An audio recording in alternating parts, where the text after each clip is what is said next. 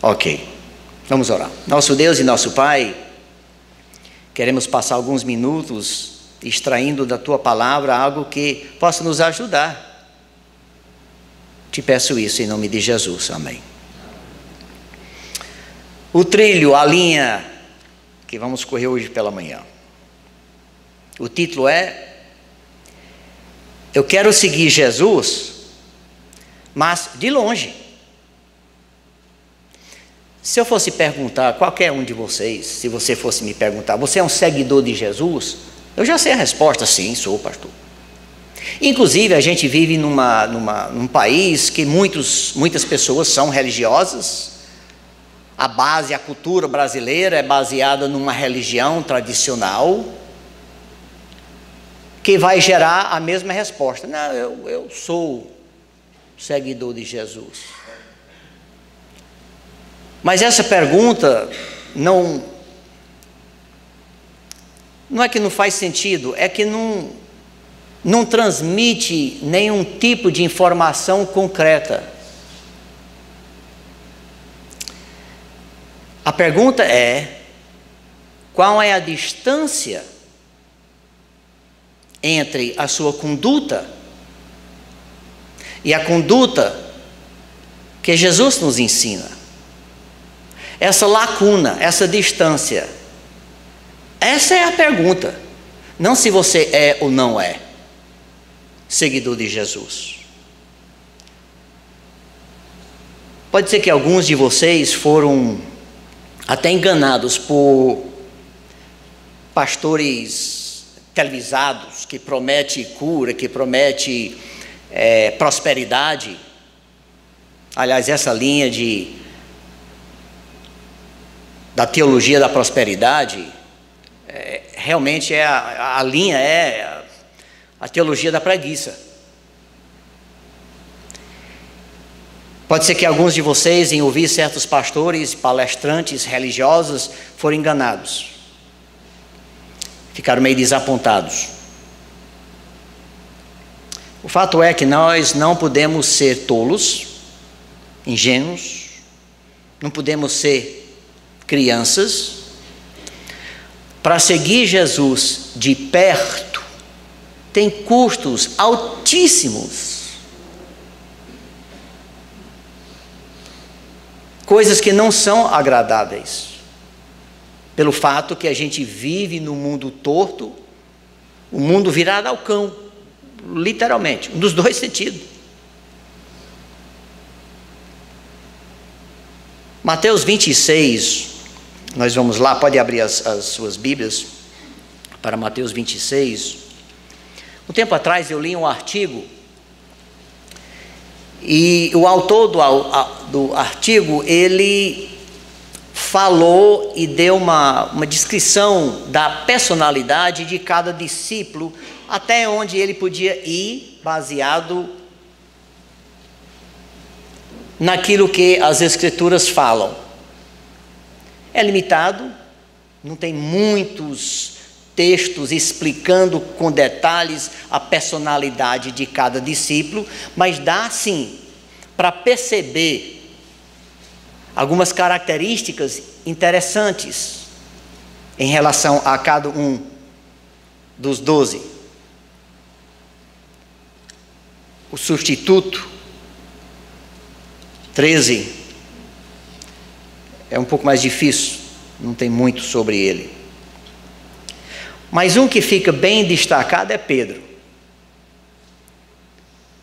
Ele imita a personalidade dele, imita a personalidade de alguns de vocês. Sabia? E o meu também. Interessante, Pedro. É um dos que eu quero ver e conversar. Eu não sei como é que vai ser no céu, eu sei que a gente vai ter muito tempo, viu? Então, vai dar tempo de conversar com a turma toda. Tem umas perguntas que eu quero fazer para o apóstolo Paulo. Tem umas coisas que, se ele, nas suas cartas, tivesse explicado melhor um pouco, eu não teria tido tantos debates com seu pastor. Estaria mais claro. Coisas assim. Pedro, aquele que seguia Jesus de perto, daria minha vida, Jesus, por você. Quero estar colado ao teu lado, Jesus. Eu sou um seguidor de Jesus. Mateus 26. Eu quero ler versículos 31 a 46, depois vamos pular até o versículo 57. Mateus 26, começando com 31. Então Jesus lhes disse: ainda esta noite todos vocês me abandonarão, pois está escrito: ferirei o pastor, e as ovelhas do rebanho serão dispersas. Mas, depois de ressuscitar, irei adiante de vocês para Galiléia. Pedro, olha, lá vem. Pedro respondeu: ainda que todos te abandonarem, eu nunca te abandonarei. Respondeu Jesus: asseguro-lhe que ainda esta noite, antes que o galo cante, 3 vezes você me negará. Mas Pedro declarou: mesmo que seja preso, que eu morra contigo, nunca te negarei. Em outras palavras, a possibilidade, Jesus, é zero. Eu não sou desse tipo. Estou empolgado com o Senhor. A gente anda junto há alguns anos. E todos os outros discípulos disseram o mesmo. Estamos igual Pedro aqui. Não se preocupa não, Jesus. Então Jesus foi com seus discípulos para um lugar chamado Getsemane. E lhes disse: sentam-se aqui, enquanto eu vou ali orar. Levando consigo Pedro e os 2 filhos de Zebedeu. E começou a entristecer-se e angustiar-se. Disse-lhes então: a minha alma está profundamente triste, numa tristeza mortal.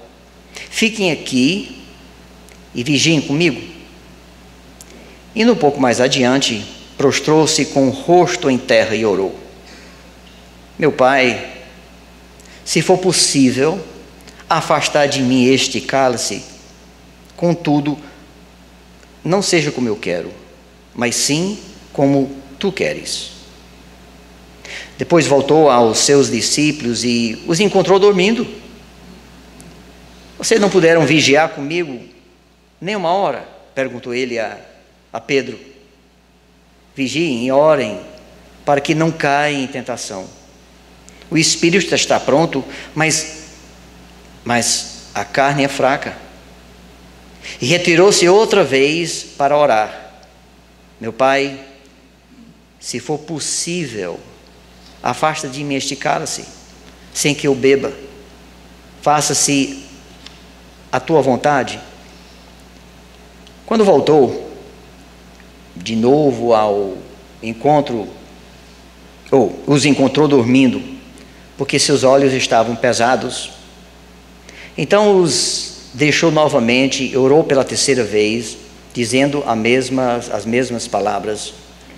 Depois voltou aos discípulos e lhe disse: vocês ainda dormem? Descansem. Chegou a hora. Eis que o Filho do Homem está sendo entregue nas mãos de pecadores. Levantam-se e vamos. Aí vem aquele que me trai. Versículo 57. Os que prenderam Jesus o levaram a Caifás, o sumo sacerdote, em cuja casa se havia reunido os mestres da lei e os líderes religiosos. E Pedro o seguiu de longe até o pátio do sumo sacerdote. E Pedro o seguiu de longe.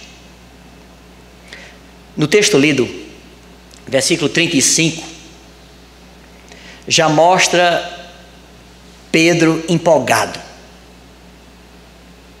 De uma certa forma, um recém-convertido.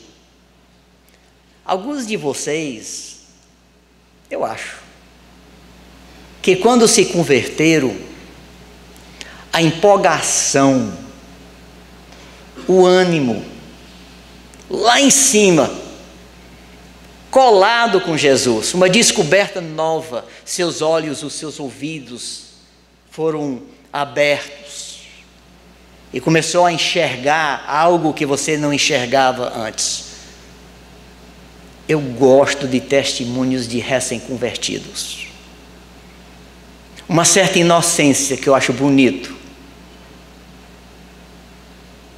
Religião não tem influenciado ainda, ou a sua igreja, não tem influenciado ainda os termos corretos, teológicos, e falam com uma simplicidade linda, acho muito legal.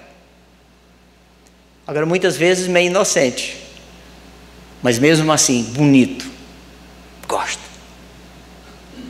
Um crente empolgado. A gente vê no começo aqui, Pedro ilustrando isso muito bem.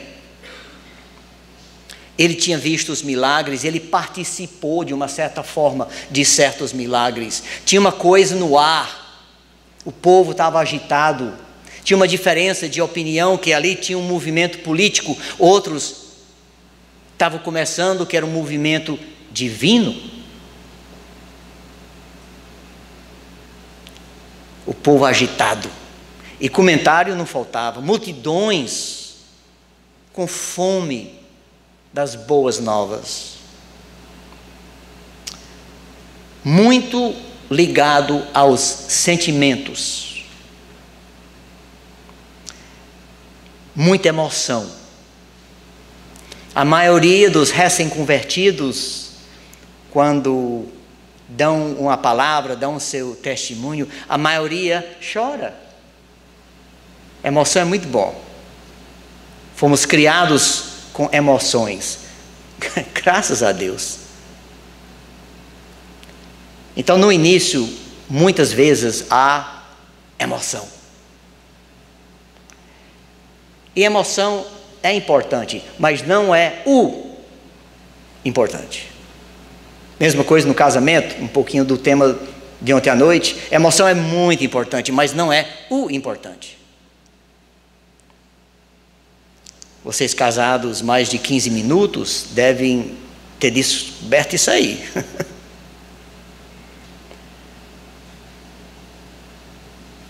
Evangélicos que se conectam com Jesus exclusivamente num nível emocional, se tornam muito frágeis na hora do aperto. Eles sintam que estão seguindo Jesus de perto, mas não passaram por aperto, ainda não. Versículos 40 e versículo 43. Muitas vezes, depois do crente empolgado, recém-convertido, é o crente cansado. Não dá para manter aquele nível de emoção, eufória. Não dá. Faz parte, mas não dá para continuar. O crente cansado. A carne cansa o coração. E vice-versa. Geralmente, quase sempre, é mais difícil fazer o que é certo do que fazer o que é errado. E uma vida em que a gente luta e trabalha para descobrir o que é certo e o que é errado, isso já dá trabalho, às vezes, com certos assuntos. Mas depois, para viver aquilo, cansa. Nesse mundo,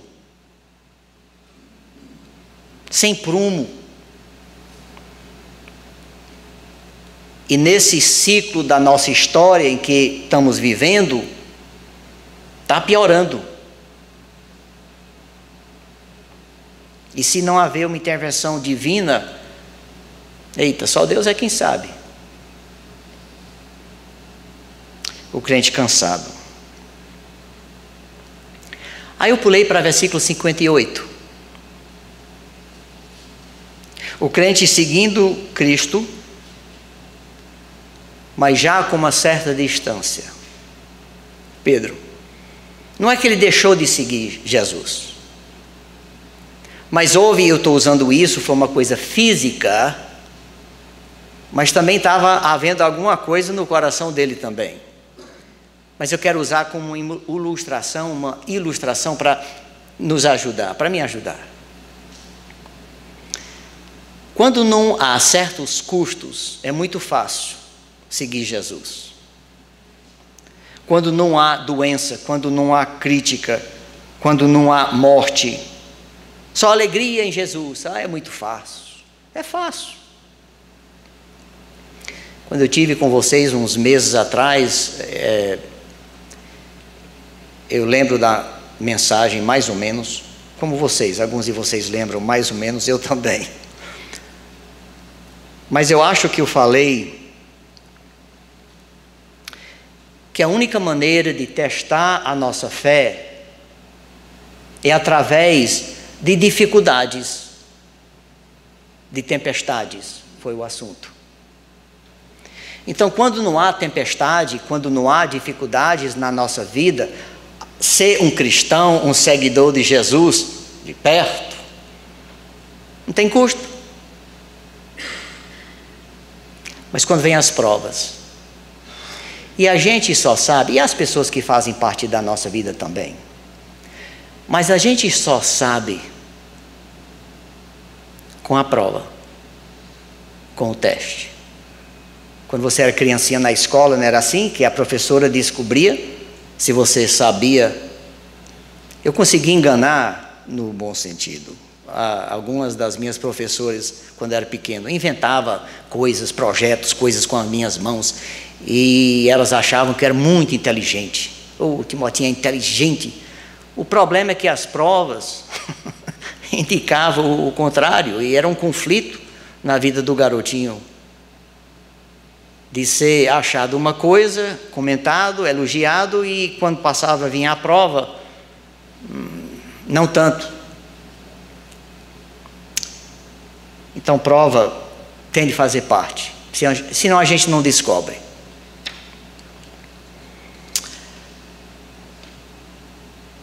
Quando a sua religião, a sua igreja promete só coisa boa, só bênção, irmão, aqui é só bênção. Já ouvi essas expressões, não sei bem o que quer dizer isso, mas eu ouço muito.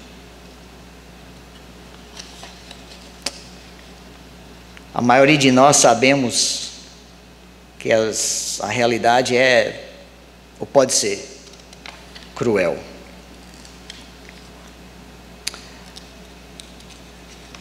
Há uma tendência forte de querer viver como eu quero. Jesus, 100% humano, também teve esse desejo, está embutido na sua oração. A gente quer viver de uma certa forma, e nem sempre é a forma que Deus quer.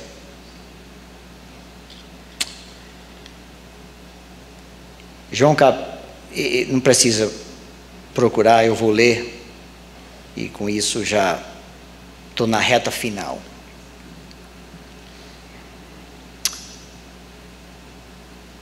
Será que o evangélico que vive com essa grande lacuna, insistindo que é um seguidor de Jesus, mas a distância é tão grande de vez em quando não é mal se perguntar ou fazer algumas perguntas. João estava muito preocupado com os religiosos não salvos.